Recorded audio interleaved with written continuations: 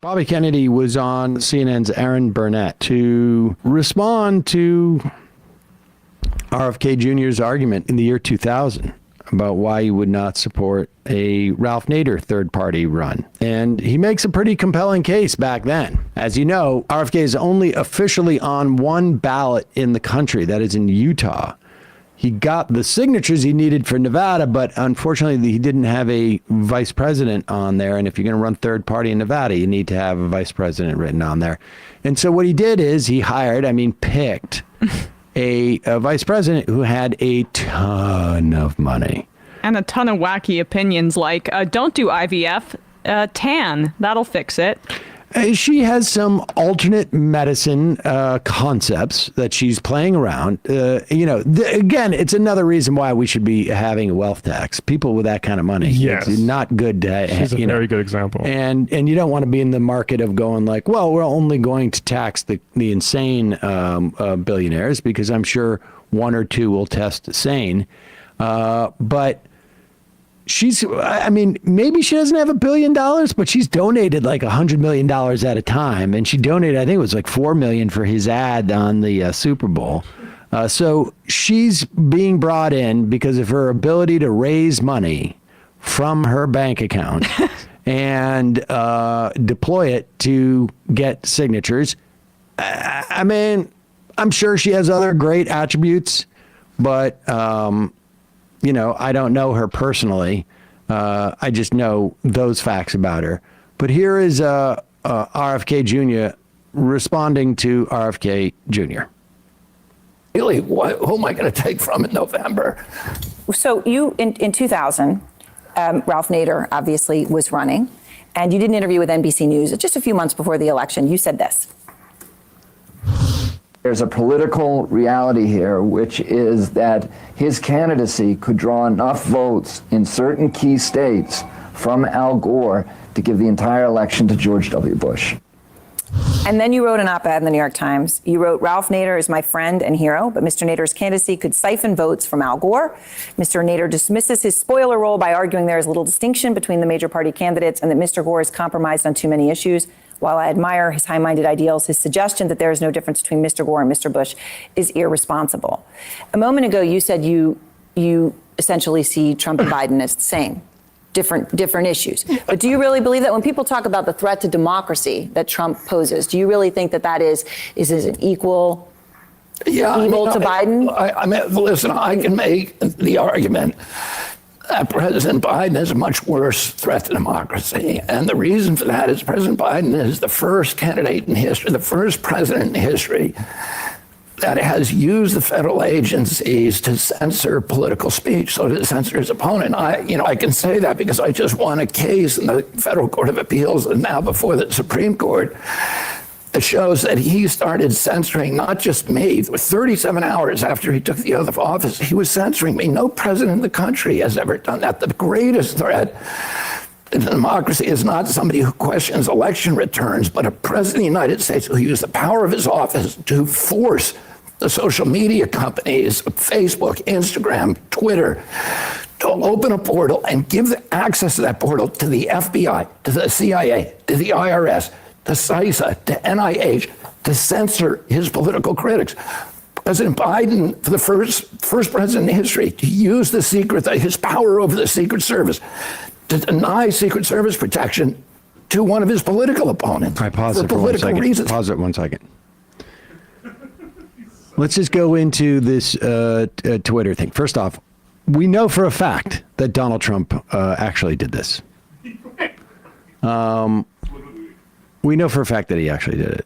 The idea that there was some type of portal opened up to there was like FBI and I would imagine other government agencies that were in conversations. We've seen those emails, but there's no portal opened up here any more than there is a portal opened up for, someone's public relations. Or frankly, the portal that probably exists between Elon Musk and Kennedy via, someone who was rumored to have an affair with the Musk. I mean, these agencies have always had a portal to these, the way ISIS was reacted to by the state in like half a decade before all this stuff happened. I mean,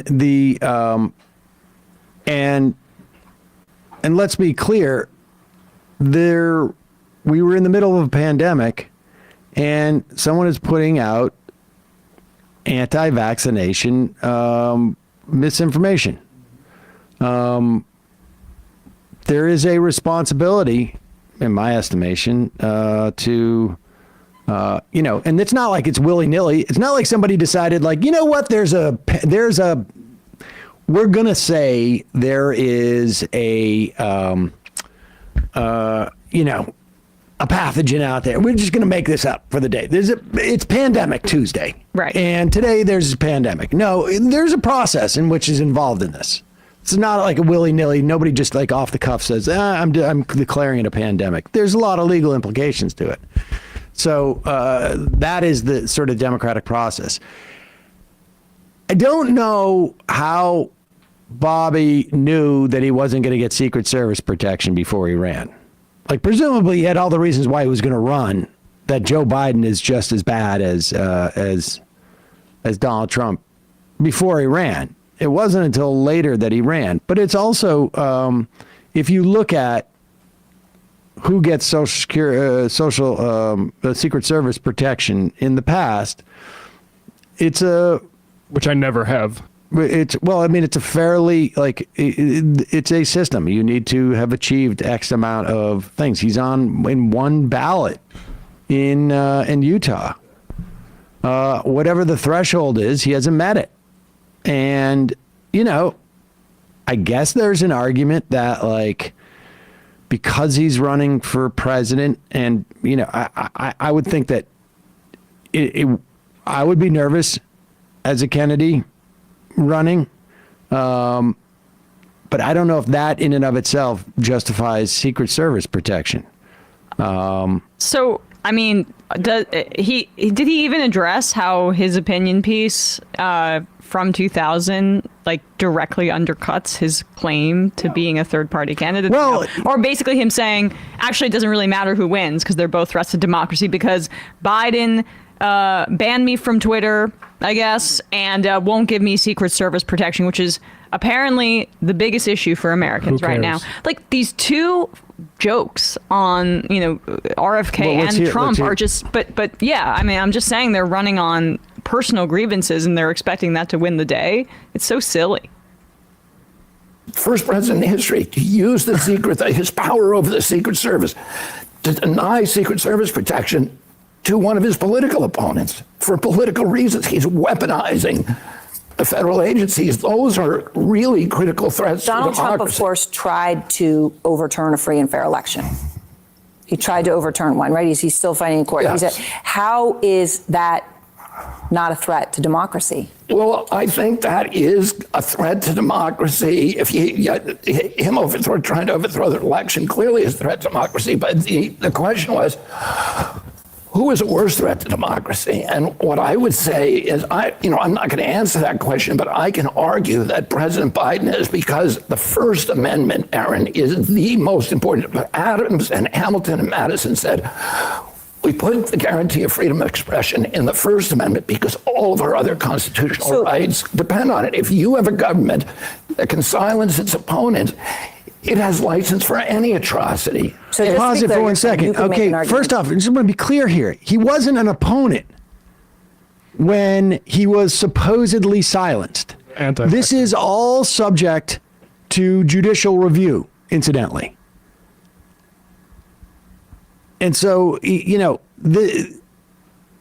all of this is, and if there is an argument that you should not have the ability during a pandemic to make sure that misinformation is not being disseminated willy-nilly, and the government cannot lobby, essentially, private corporations to uphold their terms of service, if you want to argue that, you can argue it. But it's not such a clear First Amendment situation at all. No. And it will be adjudicated by the judiciary. And he's being a little slippery here because, look, answer the original question. Right. You knew that Nader was going to siphon votes from, and he knew better than me. I voted for Nader. I vote swapped, supposedly, with somebody in Florida. But he knew that Nader was going to siphon votes from Gore and could lead to electing George W. Bush. And the reason why he disagreed with Nader saying that they're the same, apparently now, is that he could argue, but it's sort of slippery. Is he arguing or is he not arguing? That's what I'm saying. That Biden is worse. Is he trying to take votes from Biden? Is that what he's admitting right now? Well, that's the point, because he's not even getting to the first order question. He's arguing on the second order question. He's basically saying, well, if I was to throw the election to Trump, it's because I think Biden is worse. Well, then come out and say it. Right. And he's also not being honest about those the Homeland Security guidelines as it relates to Secret Service protection. Basically, the guidelines say that if you're polling at 15% or better for 30 consecutive days, or 20% if an independent would be eligible for Secret Service protection. He did, I think, at one point poll at 15%, but that was when he was running as a Democrat. So that's not relevant to this right now. I'm sorry, it's infantile to act like there's not a balance to be set with regards to censorship of public health. I agree the government should be, like you said, well, yeah, make the argument that, exactly. that Biden is worse because he, during a pandemic, censored my information. You don't even have to say the words misinformation. You can just say my information. Go ahead. It has license for any atrocity. So just to be clear, you're saying you could make an argument that President Biden is a worse threat to democracy than Donald Trump. That's what you just said. But who else has ever tried to censor? What president in history has ever tried to censor political opponents? What president has weaponized? He was not a political opponent when this happened, A. And B, what other president has done this with social media? What other president had the opportunity during social media era with, there is no doubt in my mind that there was silencing of, in some way, infringement on First Amendment when, people were forced to wear masks during the Spanish flu. Also, BDS in the social media era. What does Bobby think of that? There is, that is actual government censorship. He doesn't give a shit because he's a Zionist. All right, go ahead. Tried to censor political opponents. What president has weaponized the federal agency? When my father came into the Justice Department, the first week he was there, he got all of the branch and division attorneys together, and he said, whatever we do, we are not going to use the power of the Justice Department for political reasons. Said that he would do that. He has said that he would do that. Of course, and that is reprehensible. And he is the only president who's tried to overthrow the results of an election. Well, you know what? Let me say something about that. I'm not going to defend President Trump on that. That was appalling. And there's many things that President Trump has done that are appalling. But in 2001, we had an election stolen in this country during the Bush-Gore election. In 2004, I wrote an award-winning article for Rolling Stone that showed how that election was stolen from John Kerry. So I don't think, and most Americans agree with me about 2001, that it was a stolen election from the Democratic Party candidate. So I don't think people who say that the election is stolen, not that we shouldn't make pariahs of. Okay, so we shouldn't make pariahs of them. And this is important to listen to. Good, let it go, because we're going to play do we have a clip of the mailer that he sent too? I have the tear sheet. Okay. So here, just listen to this. Now, again, also, he's avoided the question. Let's make that clear. And, this is Burnett's fault. Make him answer the question. Do you acknowledge that you are taking votes away from somebody? Because it's implicit in his answer that he knows that. Yeah. He's just justifying it by saying that Biden's worse than Trump, but he's not even willing to say Biden's worse than Trump. He's saying some people could argue. Well, I saw in Mediaite apparently she brought in that guy Daniel Dale, the fact checker, after the interview to fact check him. But it's like, why don't do this very easily in real time to his face? Well, it would involve a lot more level of effort. Go ahead. those people. We shouldn't demonize them. We shouldn't vilify them. What we should be doing is saying, let's all get together, Republicans and Democrats, and fix the election system so that it cannot be fixed, so that we're the exemplary democracy of the world. We ought to, Las Vegas, let me tell you this, Las Vegas is built on machines that can count and never make mistakes. Can't we make an election machine, and can we have an electoral process that every American says whatever happens, okay, hold on, but it can't. All right, now pause it for a second. Okay. The issue was never that some writer at Town Hall or wherever, Breitbart, was writing that they think the election was stolen. That's not the issue. The issue and the problem with January 6th is that court after court after court adjudicated these issues. Court after court after court after court after court after court after court adjudicated these issues. And there was a conspiracy coming out of the White House to figure out a way to go around even that involved riling up people, having some people with weapons stand on the outskirts of town, getting essentially brown shirts to rile up a crowd, many of whom who didn't need the riling up, but some who did, to go storm the Capitol and intimidate lawmakers to the point where they were all on their hands and knees praying to God. And people died on that day. And so the idea that he's making the equivalence of his articles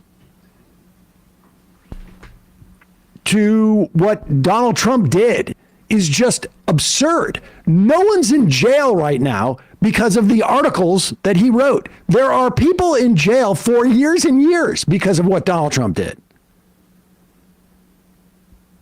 It's just an absurd analogy. Go ahead.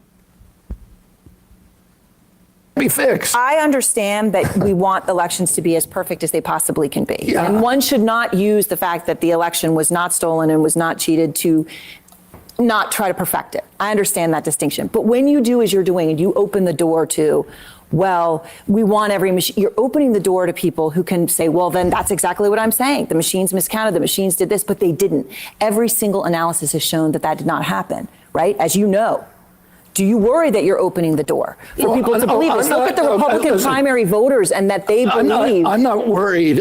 I don't worry about how people might misinterpret my words. What I said, I mean, and I'm careful about how I use language. I'm not saying that election was just that there was cheating. I've never said that. What I've said is that there are problems. Particularly, Aaron, if you don't have paper ballots, election let's just go this. He's all over the place. What he's actually saying is, and he said earlier, we shouldn't demonize these people. And I had no problem with someone saying these elections are rigged if they're not the president. Yeah. They're just people listening to politicians. And I got no problem with someone saying the election is rigged, following the Trump election, if the next thing they say, and I'm going in to threaten to kill lawmakers, so they change the decision. That's the part that he is, it seems to me, because he is a smart guy and he does carefully choose his words, that he's sort of eliding. And then following this, the next day, we get this, put that tear sheet up. If you don't, RFK campaign disowns its own fundraising email calling January 6th rioters activists. There you go. Okay, so J6 activists. Now, I want to be clear. Once it started leaking out that he was doing this, he disavowed it and disowned it. But that's exactly what he did with the ad that was paid for by his now vice president. I disavow. The ad went up on the Super Bowl and he came out and he said, I had no part in that. It's pinned on the top of my Twitter. And even if you could justify okay, yeah, why not? Now it's out there. But even though you disavow it, and then you hire the primary funder of that ad to be your vice president. There's a game that's being played here. Yeah. And so I don't buy that this entire January 6th activists had been stripped of their constitutional liberties was an error inserted by a marketing contractor. What marketing contractor are you using that thinks in that manner? You don't look at the emails that come out of your campaign. Like, you don't have non-marketing contractors. There is no campaign official. I don't believe that he should be looking at every email sent out. But you don't have anybody in there in your campaign who wouldn't say, like, hey, I don't think they're activists, and I don't think they were stripped of their constitutional liberties. Right. That's not the way it works. Anybody who believes that, honestly, is, with all due respect, very, very naive. And he doesn't believe it. I mean, come on, give me a break. Give me a break. He knows better than that. So that's what's going on there. Now, I'm all for it. I'm all for it. He should be, his politics may be very well closer to Trump's than they are to Biden's, and on all the wrong things. You know, he seems very, very supportive of supporting the Israeli attack on Gazan Palestinians And attacking pro-Palestine politicians here, going after Rashida and stuff. It's gross. And so I'm more than happy to have him do that J6 stuff. And frankly, the disavowing stuff is sort of the Democrats hear it. But everybody who got those emails, I would say the percentage of those who heard that he disowned it. And they'll say, Well, they'll also say he had to. That's what. Had to disown it. Yeah, Because, the disavow is because of all the censorious authoritarianism Yep. that exists. we Exactly. have to do to appease those people, yeah. But it's definitely not a right-wing campaign. I mean, I hope it's just more explicitly. I mean, come out and say stand that you on it. think that Joe Biden is more dangerous than Donald Trump because of him taking down your tweets. And you're willing to be a spoiler and have Trump in office. Yeah. Say it with your voice.